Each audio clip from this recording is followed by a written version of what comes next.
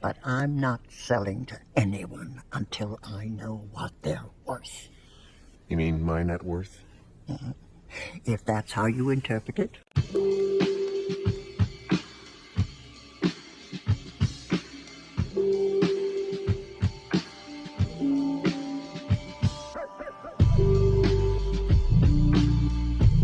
The term net worth means the total wealth of an individual, company, or household, taking into account all of the financial assets minus liabilities.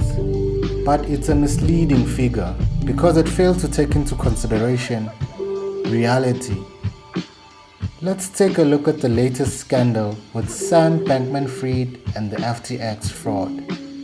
According to Forbes, Sam Bankman-Fried was number 41 in the Forbes 400 list. He was also number 60 in the billionaires list before his house of cards fell apart. His peak estimated net worth in September 2021 was $26.5 billion. But as it turns out, nothing was real. That net worth figure was nothing but just a number. Because in reality, he had far less than what people expect because he was committing fraud in his companies.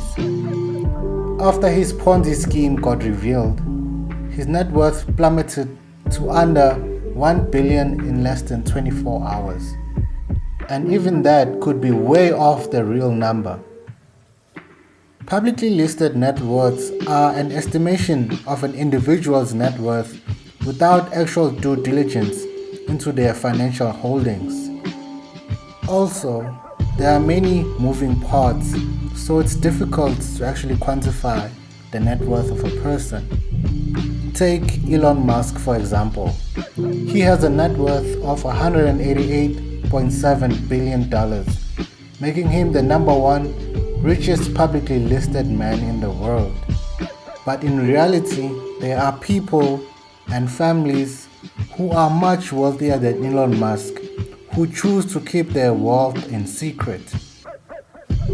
Elon Musk's net worth is nothing compared to some private families' net worth, estimated to be over $1 trillion. The really ultra wealthy elites hide their wealth from the public as they don't want you to know how much influence and power they have over the world. If you do not want your net worth to be known because it's in your best interest to remain unknown, you can pay Bloomberg a certain fee to keep your net worth a secret. This then defeats the point of having a list of ultra wealthy individuals. Back to Elon Musk. If Elon Musk wanted to purchase a company for $188.7 billion, he couldn't come up with the cash despite his net worth. His net worth is a figure comprised of his assets, liquid or illiquid, minus liabilities. Take note of the word liquid, as it is very important, because without liquidity, you may have a high net worth, but you may not be able to take out cash equally relative to your net worth because you aren't liquid. Take the example of Elon Musk buying Twitter. According to Reuters, Musk pledged to provide $46.5 billion in equity and debt financing for the acquisition, which covered the $44 billion price tag. Banks, Morgan Stanley and Bank of America committed to provide $13 billion in debt financing.